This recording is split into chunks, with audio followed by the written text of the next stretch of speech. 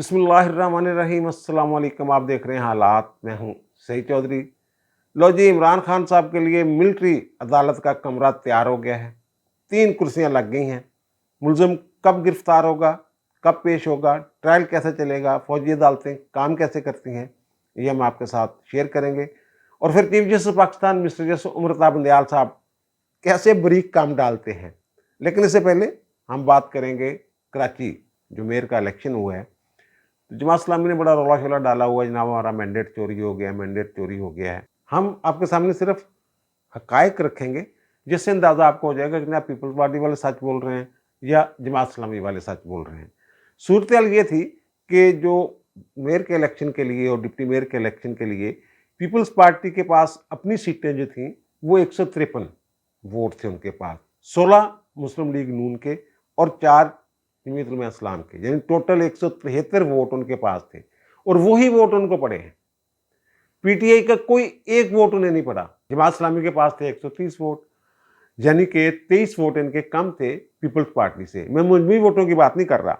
और हाफिज नईम रहमान साहब जो हैं, जो मेयर के उम्मीदवार थे जमात इस्लामी की तरफ से, उन्हें टोटल वोट मिले हैं 160, यानी 30 वोट जो हैं उन्हें पीटीआई से मिले हैं। और पीटीआई के टोटल अरकान कितने थे? 63। उनमें से फिरदौस शमीम नकवी साहब को वो लेके आए हैं जनाब जेल से वोट डलवाने के लिए। तो उनका जनाब मैंने तो वोट नहीं डालना, मैं तो एमपीए भी हूँ, तो मैं तो अपनी जो सिंध असम्बली की सीट है वो रखूँगा, तो मैं ये वाली सीट छोड़ रहा हूँ। तो पीछे रह गए पीटीआई के 62 अरकान, टोटल 62 अरकान रह गए। उनमें से 30 लोग वोट दे गए जमात इस्लामी को और 32 लोग जो हैं वो वोट डालने नहीं आए। उन्होंने एक प्रेस कॉन्फ्रेंस की, जनाब हमने एक फारवर्ड ब्लॉक बना लिया है और हम किसी को वोट नहीं देंगे, हमने ये फैसला कर लिया है। तो वो फारवर्ड ब्लॉक वो नहीं था। फारवर्ड ब्लॉक तो जो पार्लियामानी जमात का अगर देखा जाए तो अक्सरियत में थे वो लोग जिन्होंने ये फैसला किया कि हमने किसी को वोट नहीं देना। 32 वो और फिरदौस शमीम नकवी साहब को भी इसमें शामिल कर लें।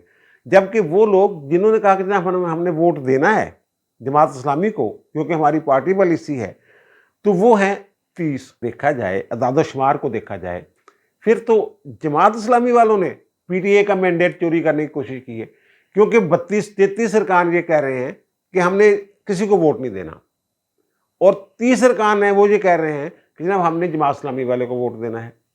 तो जो अक्सरियत फैसला करती है किसी पार्लिमानी जमात में तो उसको माना जाता है। मुजाहरे भी हुए हैं, अब अदालत में मामला जाएगा। बहरहाल ये अदाद शुमार मैंने आपके सामने रख दिए हैं जिनसे ये लगता है कि जमात इस्लामी वाले एमी बस रोला डाल रहे हैं। कोई मैंडेट शेंडेट चोरी नहीं हुआ जो मुझे लग रहा है, क्योंकि इनके पास या तो अक्सरियत होती ना, इनके पास 153 लोग पीपल्स पार्टी वाली सीटें इनके पास होती और पीपल्स पार्टी की सीटें इनसे कम होती, फिर वो कोई जोड़ तोड़ करके इलेक्शन जीत जाते, फिर तो अलग बात थी। इनके पास तो पहले ही सीटें कम थी। पीटीआई की अक्सरियत वोट नहीं देना चाहती थी। जो अकलियत में थे लोग पीटीआई के वो इन्होंने इस्तेमाल किए अपने हक में, 30 वोट ले गए उनके। ये सारी सूरत हाल है। यहाँ जमहूरी रवैया ही नहीं है यार। अब आते हैं जनाब इमरान खान साहब। वो मैंने अर्ज किया ना कि फौजी अदालत में 3 कुर्सियाँ लग गई हैं, कमरा मखसूस कर दिया गया है, जैक ब्रांच मतहरक हो गई है और चार्जशीट तैयार करने के लिए एक अफसर का तकर्रर भी कर दिया गया है जो शहादतें कलेक्ट कर रहा है। बल्कि किसी हद तक काम वहाँ मुकम्मल हो गया। अब काम रह गया जनाब इमरान खान की गिरफ्तारी का और आम अदालत से मुकदमा फौजी अदालत में मुंतकिल करने का। इतलात ऐसी हैं कि अगले 2-3 दिन इस हवाले से बड़े अहम हैं। किसी वक्त भी ये खबर आ सकती है कि इमरान खान को गिरफ्तार कर लिया गया है। ना सिर्फ इमरान खान बल्कि इतलात ये भी हैं कि बुशरा बेगम उनकी जो अहलियाँ हैं वो भी इस मुकदमा में गिरफ्तार होने वाली हैं। अब बड़ा शोर मचा हुआ जनाब, फौजी अदालतें, वकला ने भी सेमिनार किए हैं, इमरान खान भी शोर मचा रहा है, मिलिट्री कोर्ट्स।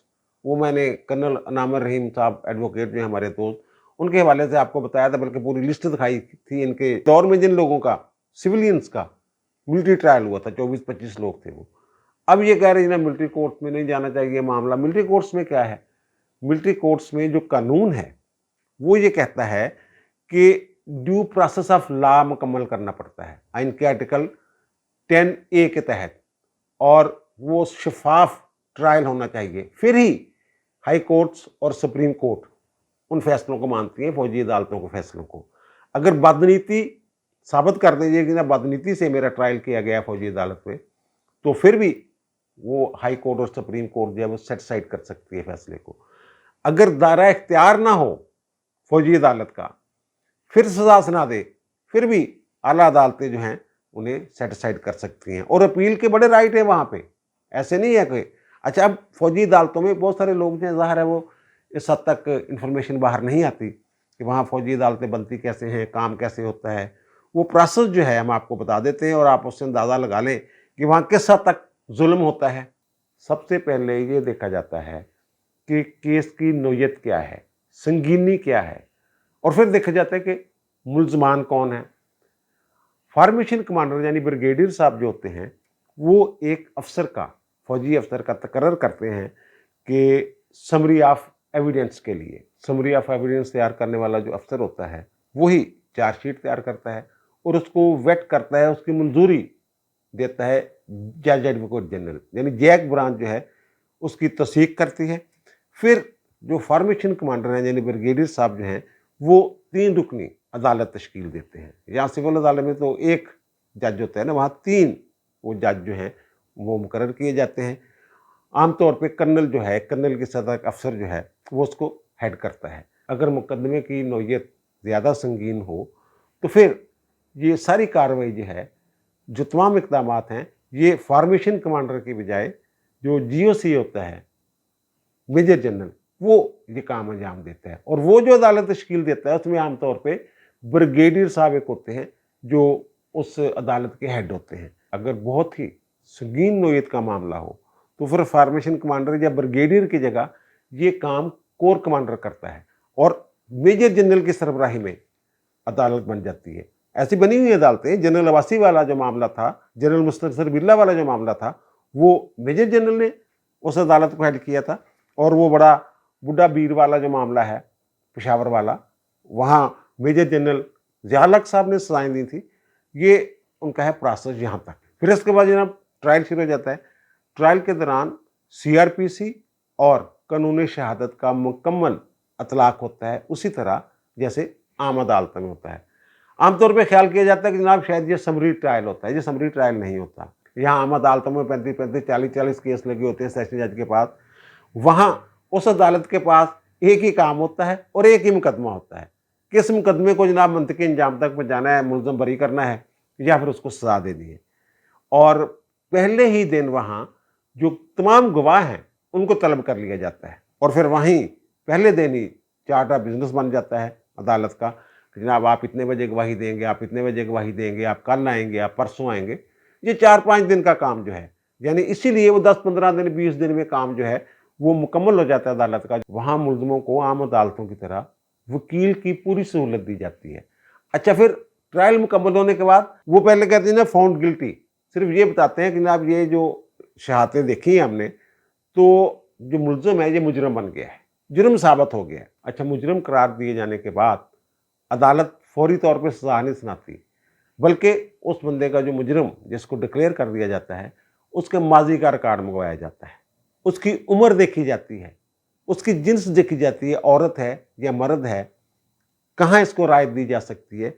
फिर वो एक सजा तजवीज़ करते हैं जो जज होते हैं मिलिट्री कोर्ट के, और सजा तजवीज़ करके वो जैग ब्रांच को भेज देते हैं। जैग ब्रांच शहादतों के तनाज़र में पूरे फैसले का जायज़ा लेता है और फिर जज एडवोकेट जनरल जो हैं वो एक समरी तैयार करके फार्मेशन कमांडर जो ब्रिगेडियर होता है या जीओसी जो मेजर जनरल होता है उसको भेज देते हैं। यानी जिसके कलम से ये अदालत तश्कील पाती है, तमाम प्रोसेस होता है जिसकी मंजूरी से, उसी को मामला भेज दिया जाता है। वो फिर जैग ब्रांच की रिपोर्ट की रोशनी में तमाम मामले का जायज़ा लेते हैं। अगर वो कन्फर्म कर देते हैं तो फिर सजा अनाउंस की जाती है। पहले सजा अनाउंस नहीं की जाती और फिर उस पर अमल दरामद शुरू हो जाता है और 40 दिन इनके पास होते हैं आर्मी एक्ट के तहत अपील दायर करने के लिए। और अपील जो है वो फिर एक नई कोर्ट, बड़ी कोर्ट बनती है। आर्मी चीफ जो है हायर रैंक के अफसरों पर मुश्तमिल एक एपलेट कोर्ट जो है वो तश्कील देते हैं। बहुत सारे लोग एपलेट कोर्ट में छूट भी जाते हैं जाके। मतलब वो जो जनरल जुवैद इकबाल थे जिन्हें कीमती कौमी राज अफशा करने के जुर्म में 14 साल सज़ा सुनाई थी मिलिट्री कोर्ट ने, तो अपीलेट कोर्ट ने उसकी सज़ा 7 साल कर दी थी। और उसके बाद जाते जाते बाजवा साहब जो हैं वो 2.5 साल मजीद कम कर गए थे और आसम मुनीर साहब ने उनको रहा कर दिया था। 219 में उनका ट्रायल हुआ था। 2 बंदे और भी साथ थे, एक ब्रिगेडियर थे राजा रिजवान, उनकी सज़ा पे तो शायद उसी साल अमल दरामद भी हो गए थे, उन्हें सज़ाए मौत सुनाई गई थी। और फिर एक और वसीम अकरम नाम के इंजीनियर थे जो हमारे मिसाइल के मामला से वाबस्ता थे, तो उन्हें भी सज़ाए मौत सुनाई गई थी। उनके मामला शायद इस्लामाबाद हाई कोर्ट या रावलपिंडी बेंच जो है लाहौर हाई कोर्ट का, वहाँ पेंडिंग है। और इसी तरह वो जो हसन अस्करी एक साहब थे जो खत शत लिखते थे बाजवा को और बाजवा के ख़िलाफ़, और उन्हें 5 साल सज़ा हुई थी, तो वो आर्मी चीफ ने उनकी सज़ा जो है वो माफ़ कर दी है। 1 साल पहले ही उन्हें रहा कर दिया गया। वो जो मेजर जनरल नहीं था यार ज़फ़र मेहंदी अस्करी, उसका बेटा जो था रिटायर्ड जनरल का, तो वो आसिम साहब ने उनकी सज़ा जो है हाफ़िज़ साहब ने माफ़ कर दी है। मिलिट्री अपीलेट कोर्ट के बाद ये मामला आर्मी चीफ के पास जाता है कन्फर्मेशन के लिए। वो कन्फर्म कर देते हैं, जब को रहम की अपील आ जाती है, जो भी मामला है, जब ये मामला फाइनल हो जाता है तो फिर इसे रिट की शक्ल में आइन के आर्टिकल 199 के तहत हाई कोर्ट में चैलेंज किया जाता है। और उसकी बुनियाद यही होता है कि जनाब इसका दायरा इख्तियार नहीं था और ड्यू प्रोसेस ऑफ लॉ नहीं हुआ, मुकम्मल नहीं किया गया, फेयर ट्रायल नहीं हुआ, बदनीति से मुझे सजा दी गई। ये 3-4 उसमें जो बुनियादी नुकात हैं जिनकी बुनियाद पे वो रिट दरखास्त में फिर चले जाते हैं, वो स्टे भी हो जाते हैं।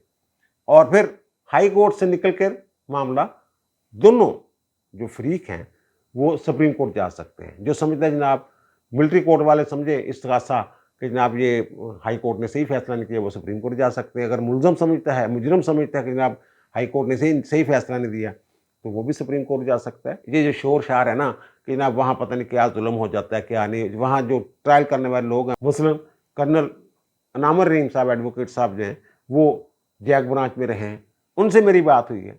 उनका जनाब ये जो तसव्वुर है ना कि बाहर कि जनाब वहाँ पता नहीं क्या हो रहा होता है, असम्बली ट्रायल हो रहा होता है, क्या हो रहा है, वहाँ लाजमी सजाएँ मिलती हैं, ऐसा नहीं होता। दूसरा उन्होंने कहा कि जनाब इनके दौर में, इमरान खान के दौर में 24 सिविलियन जो हैं उनको फौजी अदालतों से सजाएँ हुई थी, मिलिट्री कोर्ट से। तो ये किस मुँह से कह रहे हैं जनाब मिलिट्री कोर्ट जो है वो वहाँ ट्रायल नहीं होना चाहिए। बहरहाल ये जनाब वो प्रोसेस है जिससे मेरी इत्तला के मुताबिक अब इमरान खान को गुजरना पड़ेगा।